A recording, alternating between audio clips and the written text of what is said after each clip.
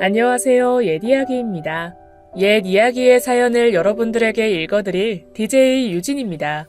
구독과 좋아요는 채널 운영에 큰 힘이 됩니다. 꼭 부탁드리며 저는 여러분들의 댓글도 모두 읽고 있으니 댓글도 많은 참여 부탁드립니다. 그럼 오늘의 사연 바로 시작할게요. 결혼이란 함께 있어 행복할 때가 아니라 혼자여도 아무렇지 않을 때 해야 한다는 말이 있죠. 그만큼 외로움으로 하는 결혼이 얼마나 위험한지에 대한 경고라고 볼 수 있어요. 전 이런 면에서는 굉장히 신중한 편입니다. 사실 이런 명언과 같은 말 때문이 아니라 실제로 제 주변 사람이 실패하는 걸 봤기 때문이었어요. 그건 바로 저희 친언니였죠. 결혼이란 언니에게 있어 일종의 강박이었어요. 여자는 무조건 30이 되기 전에 결혼해야 한다는 이상한 논리를 실행에 대담하게 옮겼습니다. 정말로 29살에 사귀고 있던 남자와 결혼을 하더군요. 물론 상대의 조건도 꽤 괜찮았고 성격도 나쁘지 않았지만 무엇보다 결혼할 시기에 만났다는 이유가 가장 컸죠. 문제가 있다면 그건 결혼을 단거리 선수처럼 했다는 겁니다. 출발 신호에서 29살이 될 때까지 대기하고 있다가 빵 하는 신호탄과 함께 앞으로 달려나갔죠. 언니는 대학 졸업 후 9급 행정공무원에 합격했지만 그 결혼 생활을 위해서 단칼에 그만뒀습니다. 계획했던 대로 아이를 낳아서 기르고 행복을 전시하면서 사는 걸 봤을 때 언니의 결정이 나쁘지 않은 선택이었을지도 모른다고 생각했어요. 어차피 남자는 다 거기서 거기다 라는 언니의 대담한 마인드. 일단 조건만 맞으면 가는 거다. 하지만 그 이후에 형부의 사업이 기울기 시작하면서 민낯이 드러나기 시작했죠. 순식간이었습니다. 신혼집이 넘어갔고 언니가 준비해간 혼수품에는 빨간 딱지가 붙었죠. 형부는 술에 위존하기 시작했고 시집살이가 시작되었습니다. 몇 년 만에 다시 만난 언니는 제게 돈을 빌려달라고 했어요. 아이를 위해서 어쩔 수 없다고 미안하다고 했습니다. 이전과는 다르게 초점 없이 퀭하게 들어간 눈이며 푸석하고 거친 피부, 머리숱도 부쩍 줄어 있었죠. 언니는 제게 처음으로 후회한다고 했습니다. 자신의 인생을 지켜야 했다고 했죠. 적어도 공무원을 그만두지 않았더라면 이 정도까지 비참해지지는 않았을 거라고 했어요. 제게 경고하듯 이야기했습니다. 결혼은 타이밍인 줄 알았지만 아니었다고. 현재 제 나이는 30을 훌쩍 넘어 중반으로 달려가고 있어요. 주변을 돌아보면 모두가 결혼을 준비하거나 준비하려고 하거나 혹은 다녀오기까지 한 친구들이 널려 있었죠. 하지만 전 조급하지 않게 제 페이스를 유지하면서 달리고 있습니다. 누가 저를 앞지르더라도 속도를 유지하고 천천히 가고 있죠. 마라톤에 속도 조절을 해주는 사람을 페이스메이커라고 한다는데 제게 친언니가 페이스메이커 역할을 톡톡히 해주고 있어요. 솔직히 말하면 전 언니처럼 되는 게 두려웠습니다. 그리고 저희 어머니처럼 살고 싶지도 않았어요. 어머니는 언니와는 약간 다르죠. 운명론자에 가까웠습니다. 결혼할 시기에 만난 운명 같은 남자와 결혼하고 꽤 오랜 시간 불행하게 살았죠. 젊은 시절의 아버지는 굉장히 잘생기고 매너 있는 사람이었다고 해요. 그래서 어머니는 한눈에 이 사람이 운명이다 라는 확신을 가졌답니다. 하지만 막상 결혼을 하니 진짜 모습을 알게 된 거였어요. 아버지는 10을 벌면 20, 30을 쓰는 사람이었습니다. 도박에, 술에, 여자 문제까지 있었어요. 그래서 결국은 이혼을 했고 어머닌 저희 둘을 키우기 위해 해보지 않은 일이 거의 없었다고 했죠. 결혼은 인생의 무덤이야. 혼자 사는 여자들 궁상 맞다고? 아니, 자기들처럼 살라고 결혼을 오히려 권하는 거라니까. 혼자 사는 게 너무 부러워서 지옥으로 와라 하는 거야. 엄마, 정확히 말해줘야지. 결혼은 생매장이야. 그것도 내 손으로 직접 파서 들어가서 흙까지 덮는. 그래. 요즘은 비혼? 그런 것도 많다더라. 제발 경험자들은 좀 빠지세요. 제가 알아서 해요. 걱정이 되니까 그러지. 그쪽 집에서도 반대한다며. 너 능력되고 혼자 잘 사는데 굳이 결혼할 필요 없어. 그건 엄마 말이 맞아. 아이 낳으면 끝이야, 끝. 회사에서 인정받고 월급 따박따박 받고 그렇게 살아. 뭐 때문에 아등바등 돈 아끼면서 결혼 생활을 해? 그 사람 엄청 부자야. 아등바등은 무슨. 우리 남편도 그랬어. 부자는 망해도 3년이라는데 3달 만에 그렇게 될 줄은 몰랐어. 정말이야. 너무 곱게 자라셔서 막노동 같은 것도 못해. 음식은 아직도 유기농 타령한다고. 아휴, 망할 것들. 언니와 어머니의 입장은 분명했습니다. 이런 이야기를 듣고 자란 저에게 결혼에 대한 로망이 남아있을 리도 없었죠. 운명도 조건도 타이밍도 아무 소용이 없다는 두 여자. 설령 결혼을 하더라도 마치 학교에 갔다 오라는 듯 잘 다녀와 라고 말할 사람들이었어요. 포인트는 갔다가 와에 있습니다. 하지만 오래 사귄 남자친구가 있었기에 저는 결혼을 생각하고 있었어요. 스스로는 결혼이 조급하지 않다고 생각했는데 어쩌면 그게 아니었을지도 모른다는 생각이 들 정도였죠. 남자친구는 좋은 사람이었습니다. 무엇보다 생각도 깊은 사람이었죠. 더구나 고아원 봉사활동을 다니면서 만나게 된 그 사람은 정말 착한 사람이었습니다. 그 사람 곁에 있다 보면 제가 그렇게 착한 사람은 아니구나 하는 느낌을 받을 정도죠.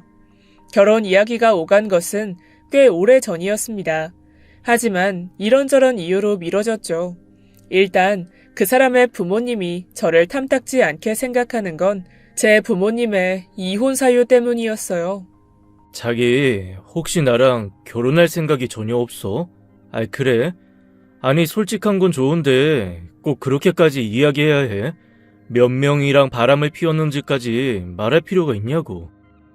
아니, 단지 난 어머니가 너무 궁금해하시는 표정이길래. 그리고 나름대로 줄여서 말했어. 굵은 사건 몇 개만 딱. 뭐? 그래, 자길 누가 말려. 진짜 못 말리겠다. 에휴. 오빠도 들으면서 웃었잖아. 내가 리얼하게 연기까지 했는데. 하긴 재밌긴 했어. 그리고 내가 그 솔직함에 반했으니까. 그래도 난 자기가 이런 일로 책잡힐까봐 좀 그래. 그렇게까지 자세하게 이야기할 생각은 없었는데 어쩌다 보니 이야기가 나왔고 전 솔직하게 털어놨죠. 바람을 피운 것도 모자라 도박에 알코올 중독자라고 하는 이야기를 듣고 반기실 시부모님은 세상에 존재하지는 않을 겁니다. 솔직히 그때는 결혼까지 가게 될 정도로 오래 만날 거라는 생각을 하지 못했죠. 그래서 더 가감없이 이야기한 부분도 있습니다.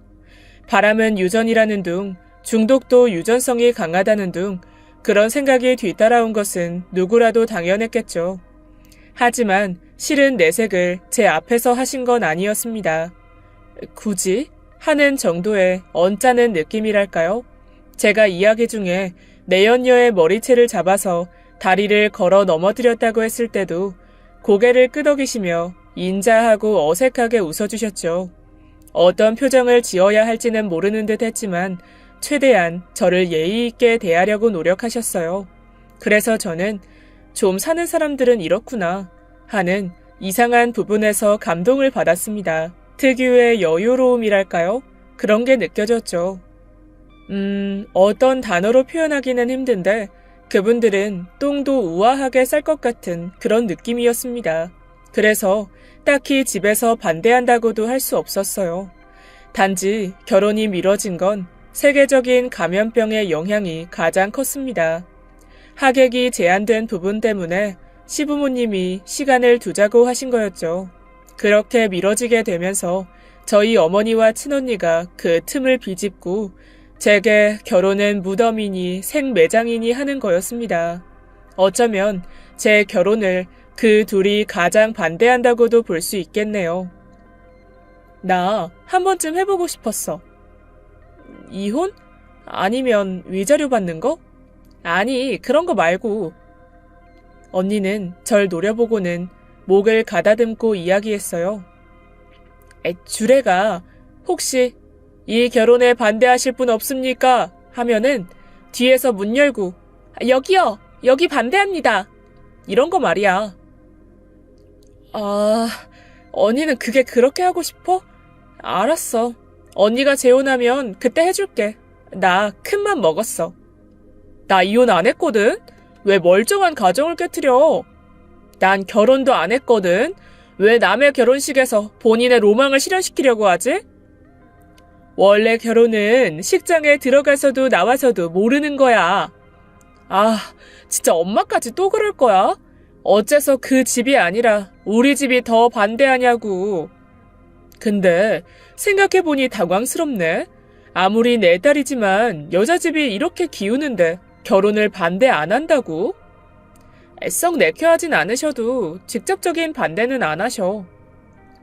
그니까 무슨 비밀이 있겠지. 혹시 아들이 친자식이 아닌가? 완전 붕어빵 틀로 찍었던데 뭐. 나도 이해는 안 가지만 너무 착해서 반대라는 단어를 모르는 것 같기도 하고. 그런 거 있잖아. 이게 최대의 반대 의사인데 주변 사람들은 모르는 거지. 어쨌든 반대의 반만 꺼내봐.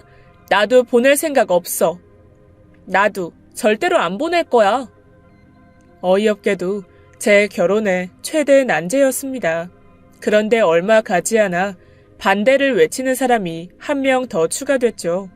그건 바로 남자친구의 형이었습니다. 애초에 그 사람에게 형이 있는 것도 몰랐어요. 오랜 유학 생활을 하다가 동생의 결혼 소식을 듣고 한국으로 귀국했다고 했죠. 처음에는 저희를 축복해줬습니다. 성격도 외모도 남자친구와는 정반대였지만 오히려 저는 그게 편하더군요. 조용하고 착하고 내성적인 제 남자친구와는 달리 형은 밝고 외향적이며 털털한 성격이었죠. 자주 몇 번 인사를 하면서 알게 된 사실은 남자친구는 자신의 형을 그렇게 좋아하는 것처럼 보이지 않는다는 거였습니다. 그렇게 순하고 착한 사람이 실은 내색을 하는 걸 보면 어느 정도 사이가 안 좋을지 예상이 되었죠. 그래서 형이 왜 싫은데? 어릴 때 맞았어? 남자친구는 제 이야기를 듣고 먹던 커피에 사례가 들려 기침을 했습니다. 갑자기 무슨 말이야? 맞다니. 아니, 형이랑 사이 안 좋은 거 아니었어? 왜? 형이 무슨 말이라도 했어? 말을 꼭 해야 알아? 싫어하는 게 눈에 보여서 그렇지. 남자친구는 한참을 망설이다가 결국 이야기를 털어놓더군요. 어린 시절부터 형은 누구에게나 질투가 많았다고 합니다. 언제나 모든 걸 자신이 가지려고 했고 부모님의 사랑도 기대도 자신만이 가질 수 있는 특권이라고 생각했다고 하죠. 아기 때는 동생한테 질투 많이 느끼잖아. 우리 언니도 나 꼬집고 그랬다는데 인형도 빼앗고 일부러 울기도 하고. 알아. 우리 부모님도 대수롭지 않게 넘겼고 그저 형이 타고난 승부사라고 생각했지. 그런데 학교에 입학하면서부터 좀 달라졌어. 경쟁자가 남이 아니라 내가 되었으니까. 남자친구는 성적이 굉장히 우수했답니다. 그건 굳이 말하지 않아도 출신 대학이 증명을 해줬죠. 이에 형은 동생에게 이길 수 없다는 걸 깨닫게 되었고 괴롭힘이 시작됐다고 하더군요. 처음에는 부모님 돈을 훔쳐서 숨겨놓고 죄를 뒤집어 씌운다던가 하는 정도였고 이에 더 나아가 동생을 사칭하며 좋지 않은 행동을 일삼기도 했다고 해요. 무엇보다 결정적인 건 남자친구가 좋아했던 여자를 빼앗는 일도 서슴지 않았답니다. 이야기는 충격 그 자체였어요. 그 정도면 유학이 아니라 병원에 가야 되는 거 아니야? 병원은 내가 다녔지. 원래 그렇다고 하잖아. 진짜 마음이 아픈 사람이 병원을 가지 않아서 그 사람 때문에 상처받은 사람이 가는 거라고. 그래서 나한테 형의 존재 자체를 숨긴 거고? 맞아. 솔직히 이렇게 만나게 될 줄도 몰랐어. 평생 안 볼 것처럼 하고 떠난 사람이니까 내 생각에 결혼 방해하려고 온 것 같아. 전 설마 하고 말았지만 어딘지 찝찝하기는 했어요. 그래도 껄끄럽게 이해되지 않던 부분이 매끄럽게 정리되었죠. 처음 형이 제게 인사했을 때 남자친구의 표정과 반응, 그리고 날이 선 느낌, 예비 시부모님과의 식사 자리에서 감돌던 어색한 공기까지도 이해가 되더군요. 무엇보다 가장 이해할 수 없었던 부분이 있었습니다. 그건 바로 제게 보이는 호기심이었어요. 보통의 형제 자매라면 관심 없는 것들이 있죠. 이를테면 전 언니가 결혼할 사람이라고 데려온 형부가 궁금한 적이 없습니다. 제 머릿속 한편으로는 예쁜 언니가 아깝기도 하면서도 실실거리며 능구렁이처럼 웃는 형부를 보면 어디서 꼭 지 같은 거 물어왔네 하는 정도의 가벼운 생각뿐이었죠. 그건 언니도 마찬가지였어요.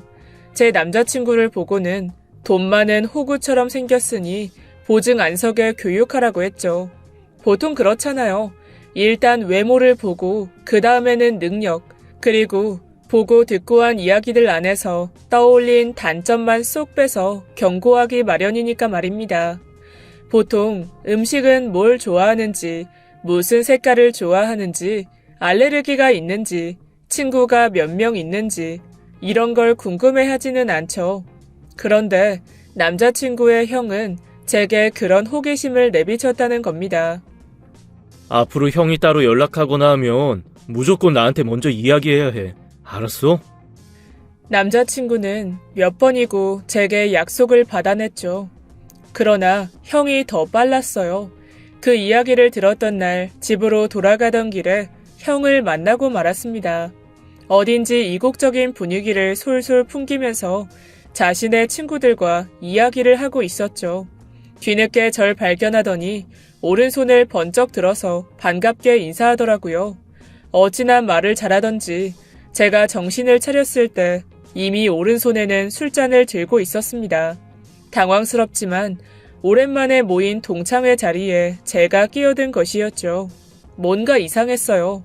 왜냐하면 친구들이 그 사람을 굉장히 좋아하는 게 느껴졌기 때문입니다. 누가 봐도 인기가 많을 것 같은 호탕함과 재치가 있었기에 남자친구가 말했던 부분과는 많이 달랐어요. 동생분이랑 사귀는 분이면 예비 아주버님인가? 예비 재수씨랑 뭐 그런 셈이지. 남자친구의 형이 어깨를 으쓱해 보였죠. 아주버님이라고 불러야 할지 저도 아직은 잘 몰라서요. 그냥 편하게 오빠라고 해요. 아직 결혼한 거 아니니까. 전 어색하게 웃으며 고개를 끄덕였습니다. 웃고 실없는 농담을 주고받는 저의 행동과는 반대로 머릿속은 치열하게 싸움이 시작됐죠. 지금이라도 전화를 해서 남자친구에게 이 사실을 알려야 할 것인지에 대한 고민이었어요. 하지만 약속을 한 지 1시간도 채 되지 않아 자신의 형을 만나고 있다는 사실을 알면 그 사람이 상처를 받을 것 같았습니다. 그래서 저는 이참에 정말 불순한 목적이 있다면 제대로 듣고 관계를 명확하게 하자는 방향으로 틀었죠. 아이 근데 재수씨 너무 예쁘시다. 에이, 사양하지 않고 빈말도 꽉 채워서 받겠습니다. 와 성격도 좋으시네. 어쩌냐? 네 동생이 좀 기운다. 그치? 나도 좀 그렇게 생각해. 형은 특유의 한쪽 입꼬리를 길게 빼서 웃은 뒤 저를 보더군요.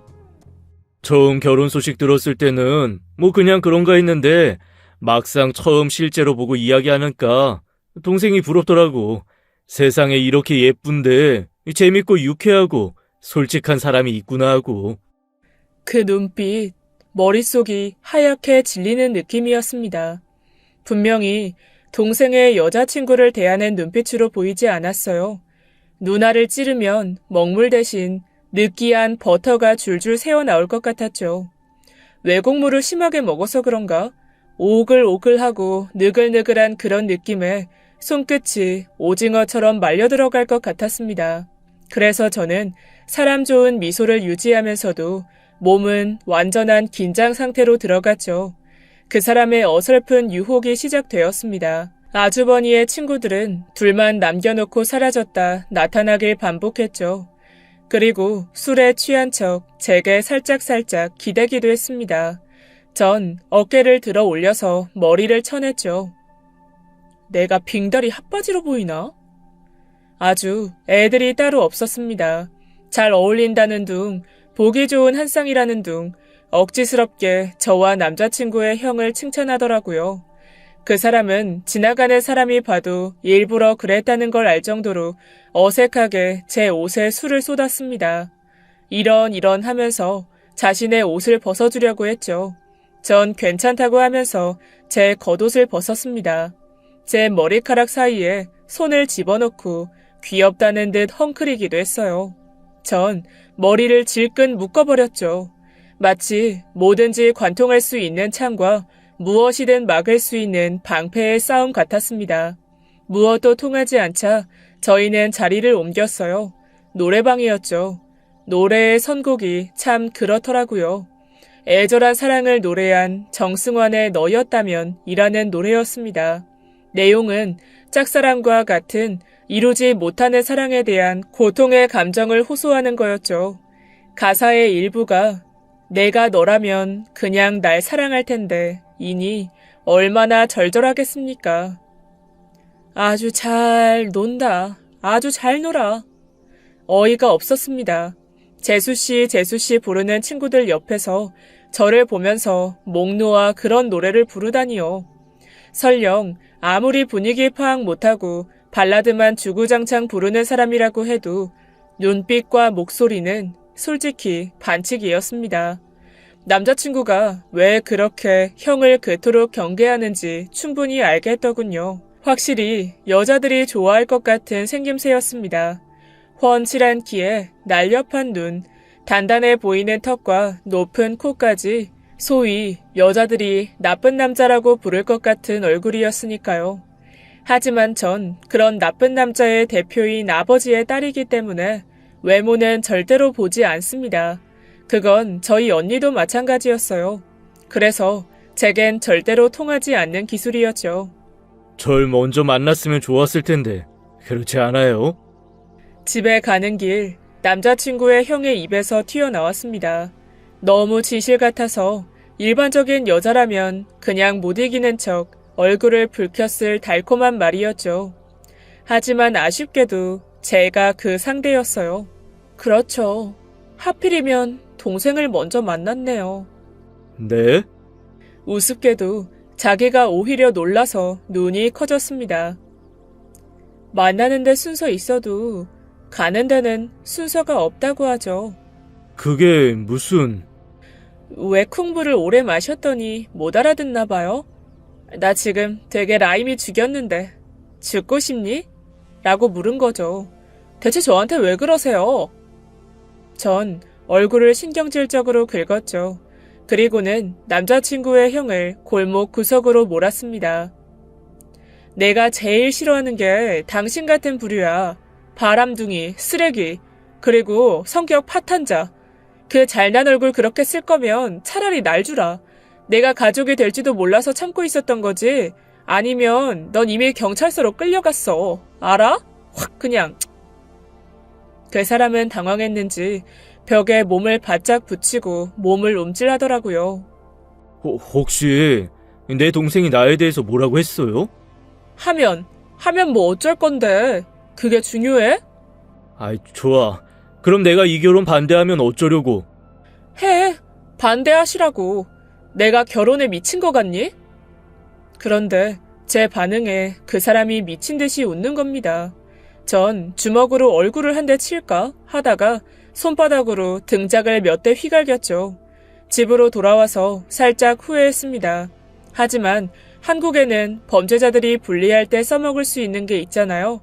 술에 취해서 기억이 안 난다 라는 개소리를 시전하기로 마음 먹었습니다. 다음날 전 남자친구에게 이런 사실을 이야기했죠. 물론 한 대 때렸다는 이야기는 빼고 이상한 낌새가 있어서 적당히 경고해서 돌려보냈다는 정도로만 말했습니다.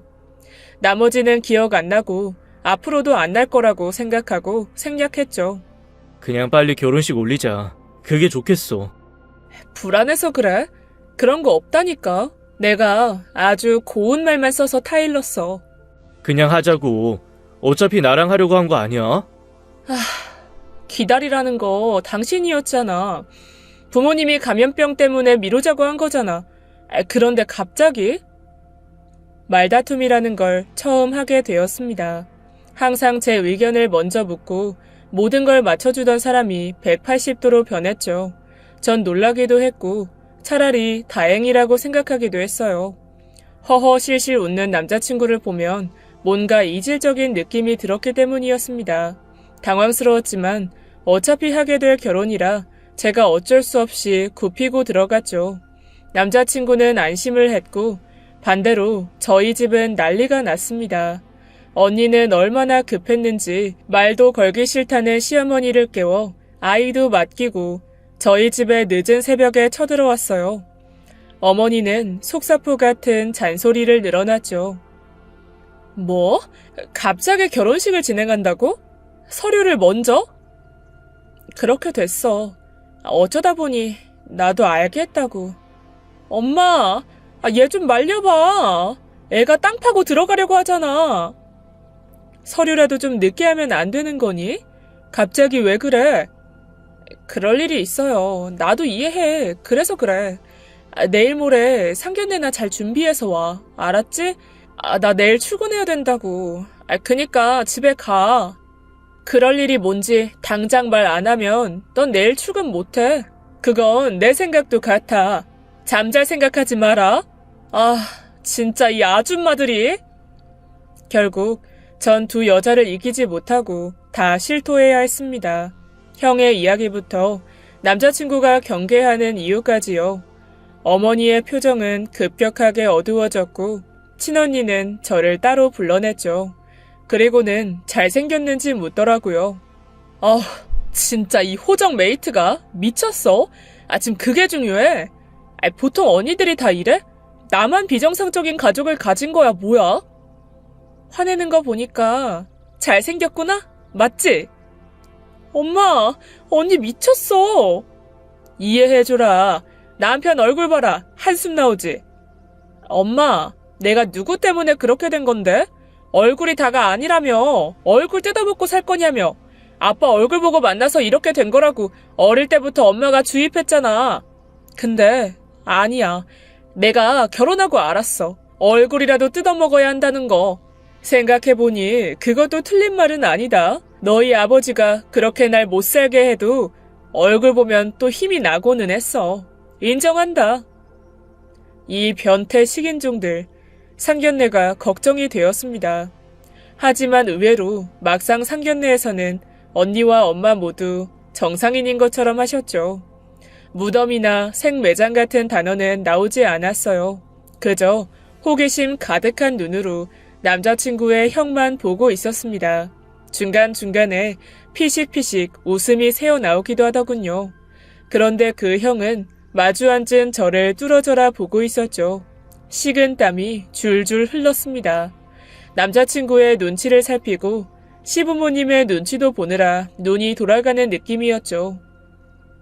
사부인, 제 딸이 좀 모자란 부분이 있지만 이렇게 늦게라도 허락해 주셔서 감사합니다. 허락이라니, 저희가요? 혹시 허락을 아직도 하지 않으신 건가요? 그게 아니라 저희는 반대를 한 적이 없어요. 따님이 결혼을 늦추고 싶다고 한 걸로 알고 있습니다. 아유, 엄마. 세계적인 감염병 때문이라고 했잖아. 네, 저희도 그렇게 전해 들었어요. 하객을 더 초대하신다고. 이상하네요. 저희는 그런 말을 하진 않았는데. 저희 모두의 시선은 남자친구가 있는 곳으로 향했습니다. 아니, 엄마. 그게 아니고. 자기, 지금 이게 무슨 말이야? 부모님이 날 반대하셨고 지금은 또 감염병 때문에 연기하자고 했던 거잖아. 어색한 상견례가 끝나고 찜찜한 기분으로 집으로 돌아갔죠. 저와 남자친구는 남았습니다. 전 이 모든 일에 대해서 따져 물었지만 뭔가를 감추고 있는 듯 계속 정확한 대답을 해주지 않았어요. 변명이라고 둘러댄 것이 너무 앞뒤가 맞지 않기도 했죠. 전 계속 추궁했습니다. 똑바로 말해. 뭐 때문에 결혼 미룬 거야? 나 못 믿어? 내가 그럴 만해서 그랬어. 실은 이게 다 형 때문이야. 형이 갑자기 와서 또 내 핑계야? 넌 나 없으면 어떻게 살려고 그래? 한참 다투고 있는데 그 사람이 저희 둘 사이에 끼어들더군요. 내가 진실을 말해줄까? 궁금해요? 형 빠져. 우리 사이의 일이야. 네가 방금 날 초대한 거잖아. 나 때문이라고. 둘 사이에는 팽팽한 긴장감이 흘렀습니다. 그래요. 그럼 형이 말해봐요. 좋아요. 근데 이제 반말 안 해요? 기억 안 나고 몰라요. 그니까 말해봐. 자신이 우위에 있다는 걸 보여주려고. 그게 무슨... 자기야, 형 이야기 믿지 마. 일단 드러나 보자. 아니면 자기가 직접 말해. 눈치도 빠르고 아쉬울 것도 없고 제 동생이 그쪽한테 청혼했을 때도 그렇게 기뻐하지 않았죠. 그게 동생을 자극했을 거예요. 그 어른스러운 반응이 감히 내가 청혼을 했는데 이렇게 반응을 해? 너 따위가? 남자친구는 그런 형의 멱살을 잡고는 욕을 하더군요. 방해하지 말고 꺼져. 나한테도 그랬잖아. 너 부모님이 모르실 것 같아? 도둑으로 누명 씌우고 이상한 소문 퍼뜨리고. 그치? 남자친구는 씩씩거리더니 제 손목을 잡아당겼습니다. 너무 아파서 깜짝 놀랄 정도였죠. 전 그 손을 뿌리쳤어요. 남자친구는 다시 제 손을 잡아서 질질 끌고 가려고 했습니다. 눈은 충혈되어 있었고 얼굴은 일그러져 있었죠. 전 그 표정이 낯설지 않았습니다. 순간 술에 취한 저희 아버지의 모습이 보였죠. 어머니를 때리려던 커다란 손이 허공에서 움찔거리는 장면. 너 이제 17살 소년 아니야. 적당히 해. 형인 척 굴지 마. 입양아 주제에 너 따위가. 순간 귀를 의심했습니다. 제가 알던 남자친구의 입에서 나올 소리가 아니었죠. 고아원에서 봉사활동을 하면서 만나게 된 사람이라면 절대로. 전 뒤늦게 제 표정을 감지하고 사과하는 남자친구를 뒤로 하고 그 자리를 빠져나왔습니다. 둘이서 치고박는 소리가 들렸지만 머리가 아파서 도저히 그 자리에 있을 수 없었어요. 하지만 아무래도 생각이 정리되지 않아서 결국 전 남자친구의 형을 불러냈습니다. 얼굴 여기저기에 찢어진 흉터가 보였죠. 궁금한 게 뭐죠? 저 입양아 맞아요. 아버지 쪽이 문제였죠. 무정자증이라고 했어요. 정상적이었지만 일반 사람에 비해 정자의 운동 능력이 낮고 수도 적었기에 임신 가능성이 거의 없었죠. 그래서 절 입양한 거예요. 그런데 딱 3년 뒤에 동생을 가진 거고요. 드라마 같은 이야기였어요. 하지만 어딘지 현실적인 이야기였죠. 형이 입양하라는 사실을 알게 된 뒤부터 남자친구는 계속해서 자신의 형을 내쫓으려고 했답니다. 아버지 지갑에 손을 대기 시작했어요. 그리고 제 방에 그걸 숨겼죠. 어린 아이들에게 돈을 빼앗기도 했어요. 제 명찰을 하고 다니면서요. 제가 가진 건 뭐든 빼앗았어요. 여자친구도 친구도 모두 말이죠. 부모님이 그걸 아셨어요? 처음에는 저를 의심하셨죠. 설마 저렇게 어린아이가 하고 생각했을 테니까요. 하지만 나중에는 진실을 알게 되셨어요. 좋은 분들이었죠. 저를 자꾸 미안하다고 울고불고. 그런데 결국에 선택한 게 바로 동생이었어요. 절 외국으로 보냈죠. 핏줄이라는 게 정말 무서워요. 자기 자식이 잘못 자라는데도 그게 제대로 보이지 않는 걸 보면 정말 소름 끼치더라고요. 차라리 그걸 말하지 그랬어요? 나한테. 처음에는 약 올리려고 했어요. 단지 그게 전부였죠. 그런데 그쪽이 너무 아깝더라고요. 진심이 됐어요. 시끄럽고 일단 난 양쪽 말을 다 들어볼 테니까 여기서 집에 가서 목 닦고 기다리고 있어. 목을 닦다니 그게 무슨 말이죠? 전 얼굴이 빨갛게 달아오르는 그 사람의 등짝을 다시 한 대 때렸죠. 거짓말이면 넌 내 손에 죽는다는 뜻이야. 얼른 가. 그 길로 바로 시부모님을 만났습니다. 처음에는 모른다고 하시더니 결국에는 난처한 얼굴로 인정하셨죠. 선한 분들이기는 했어요. 진심으로 자신들의 양 아들에게 미안해하고 있다는 게 보였죠. 하지만 그게 전부였어요. 딱 거기까지였죠. 제가 세상에서 가장 싫어하는 말 중에 하나가 그럼에도 불구하고였습니다. 좋은 사람도 만나고 결혼도 하고 아기도 입양해서 자기 자식처럼 키우려고 했지만 그럼에도 불구하고가 들어가면 그 모든 과정을 0으로 만들거든요. 정말 잔인한 부사죠. 꽤 오래 연애했고 결혼까지 생각했지만 그럼에도 불구하고 전 결국 파혼을 했습니다. 제 파혼 소식에 좋아할 거라고 생각했던 언니와 어머니는 오히려 제 눈치만 보고 있어요. 본인들의 입김 때문인 것 같다면서. 하지만 그런 건 아니었습니다. 누군가의 이야기 때문이 아니라 제 결정이고 제 선택이었죠. 결혼을 결정할 때 경험이나 조언이 도움이 되는 건 사실입니다. 하지만 생각과 결정은 스스로 하는 겁니다. 전 그 사람의 직업도 재력도 보지 않고 오직 선한 모습 하나만 봤어요. 그런데 그게 아니라면 당연히 돌아서야 한다고 생각했을 뿐이죠. 남자친구는 이후에도 계속 연락이 왔지만 바로 차단해 버렸습니다. 아닌 건 아니니까요. 그 사람 형도 계속 저에게 끈질기게 연락을 했죠. 부모님과 인연을 결국 끊었다고 하더라고요. 그게 벌써 1년하고도 반이 넘어가네요. 전 현재 그 사람의 형과 조심스럽게 만남을 이어가고 있어요. 확실히 선한 사람은 아닙니다. 멍청하다에 가까운 사람이죠. 거짓말도 자주 하는데 금방 들킬 만큼 단순하기도 합니다. 결혼에 대한 생각은 아직까지 없어요. 최대한 신중하게 만나보려고 합니다. 대신 결혼을 한다면 뜯어먹을 얼굴이 있다는 것에 감사하고 있어요. 한국말이 서툰 그 사람이 얼굴 뜯어먹는다 라는 말을 들으면 도망갈지도 모르겠습니다만 훗날 제가 상상하는 미래에 그 사람이 있다면 결혼을 하게 될 것 같습니다. 하지만 그 이전에 저희 어머니가 재혼을 준비하고 계세요. 전 그렇게 결혼하지 말라고 뜯어 말리시더니 다 계획이 있으셨나 봅니다. 그래서 저희 언니의 꿈인 이 결혼 반대합니다를 외치러 갈 생각이죠. 부디 이번에는 행복하셨으면 좋겠어요. 지금까지 예디야기였습니다. 끝까지 함께해주신 여러분 진심으로 감사드리며 전 내일 이 시간 다시 돌아올게요. 감사합니다.